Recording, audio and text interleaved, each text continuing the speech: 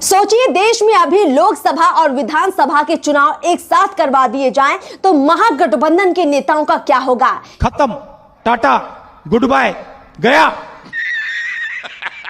क्या इनकी एकता बनी रहेगी? टुकड़ों टुकड़ों में ये सारे लोग बढ़ जाएंगे और इसीलिए सारी घबराहट इनके चेहरों पर नजर आ रही है, सारी तिलमिलाहट इसीलिए दिख रही है। दरअसल इन लोगों ने ये सारी तैयारी, जो एकजुटता की तैयारी की थी, वो लोकसभा चुनाव को लेकर की थी, नरेंद्र मोदी को हराने के लिए की थी। लेकिन अगर देश के सभी राज्यों में एक साथ चुनाव हो जाते हैं लोकसभा के चुनाव के साथ, तब इनका क्या होगा? अरे कहना क्या चाहते हो? नीतीश कुमार को ये कोई नेता नजर नहीं आएंगे मीटिंग के लिए। अभी 3 मीटिंग हो गई है, लेकिन अगली मीटिंग के लिए कोई इनको दिखाई भी नहीं पड़ेगा। लालू यादव भी कहेंगे, देखो मेरी उम्र बहुत हो गई है, नीतीश कुमार अब तो आप तेजस्वी को पहले बिहार का सीएम बना दो, बाकी बात बाद में की जाएगी। कैसे ना कैसे करके मुझे चाहिए। नहीं, हमको कुछ नहीं बनना है।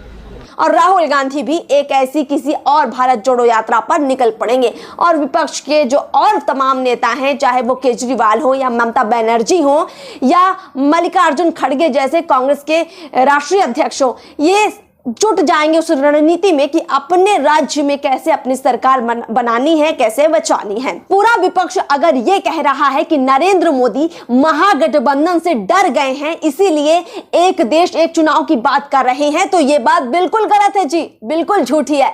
दरअसल नरेंद्र मोदी आपसे डरे बिल्कुल नहीं है। वन नेशन वन इलेक्शन पर गहन अध्ययन और मंथन आवश्यक है। ये 2014 से ही नरेंद्र मोदी के जहन में है और 2014 में जब वो प्रधानमंत्री बने थे, उसके कुछ समय बाद से इस बात की चर्चा शुरू हो गई थी कि देश में लोकसभा और विधानसभा के चुनाव साथ करवाए जाएं।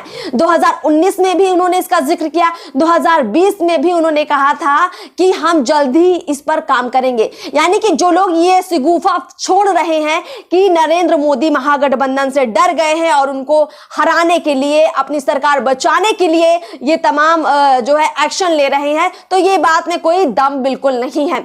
तो दूसरी बात, उस पर आते हैं, फॉर्मूले पर आते हैं कि क्यों महागठबंधन का जो अभी का फॉर्मूला है वो बिल्कुल बिखर जाएगा और तमाम नेताओं की जो रणनीति है वो किसी काम की नहीं आएगी।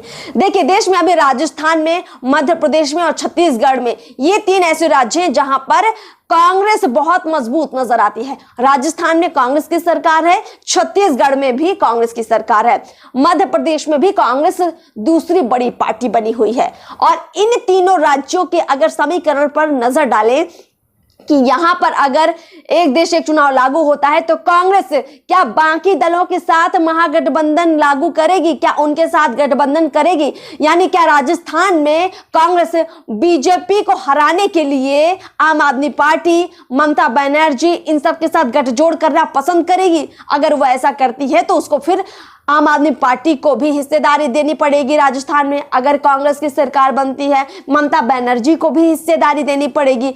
यही चीज लागू होगी छत्तीसगढ़ में। यानी कि जो कांग्रेस का एक राज्य रहा है छत्तीसगढ़ में या राजस्थान में, उनका स्वामित्व तो खत्म हो जाएगा और कांग्रेस जो जहां बची हुई है वहां से भी उसकी सरकार जाने की संभावना बन जाएगी। और जो बाकी विपक्षी दल हैं, जो कई जगहों पर, चाहे बात आप पंजाब की कर लीजिए, पंजाब में आम आदमी पार्टी कांग्रेस का विरोध करके ही सत्ता में आई। तो पंजाब में जब कांग्रेस के खिलाफ आम आदमी पार्टी सड़कों पर उतरी, तब जाकर सत्ता में आ पाए। तो आपको लगता है कि अब फिर से कांग्रेस और आम आदमी पार्टी पंजाब में एक साथ आएंगे और सरकार बनाने के लिए, बीजेपी को हराने के लिए चुनाव लड़ेंगे? बिल्कुल ऐसा नहीं लगता है। दिल्ली के लगभग वही हालात है कि कांग्रेस अपनी एकला चलो की राजनीति में है, साथ ही आम आदमी पार्टी को है कि हम ही यहां पर सरकार में सत्ता में रहेंगे।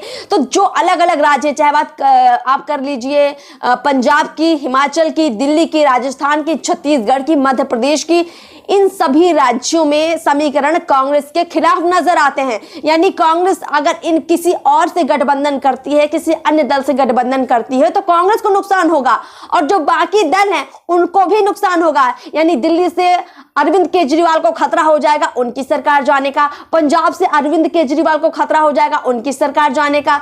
पश्चिम बंगाल की बात करें तो ममता बनर्जी और कांग्रेस के बीच भी अगर मुकाबला वहां पर नहीं होता है, वो मिलकर साथ चुनाव लड़ते हैं, तब भी फिर हिस्सेदारी कांग्रेस को देनी पड़ जाएगी। अगर तमाम राज्यों में बीजेपी को हराने के लिए भी इनका गठबंधन होता है तो सब नुकसान में रहेंगे और इसीलिए ये सारी परेशानी इनकी नजर आ रही है। विपक्ष की एक और परेशानी है, जैसे कि जम्मू कश्मीर से आर्टिकल 370 के हटाने की बात हो, चाहे अयोध्या में राम मंदिर बनने की बात हो, इन सब का क्रेडिट जनता ने नरेंद्र मोदी को भर भर कर दिया है। कानून लागू होता है तो जनता फिर से नरेंद्र मोदी से उतना ही खुश हो जाएगी और सारा क्रेडिट मोदी को दे देगी। तो विपक्ष बिल्कुल नहीं चाहता कि नरेंद्र मोदी फिर से कोई ऐसी लाइमलाइट बटोरे और जनता का भरोसा एक बार फिर से जीत ले। आपको मालूम होगा कि देश में हर 6 महीने में किसी ना किसी राज्य में विधानसभा चुनाव होते हैं। इन चुनाव की वजह से बहुत सारा पैसा, बहुत सारा जो सरकारी खर्च हो जाता है। दूसरी बात की जो विकास के कार्य चल रहे होते हैं,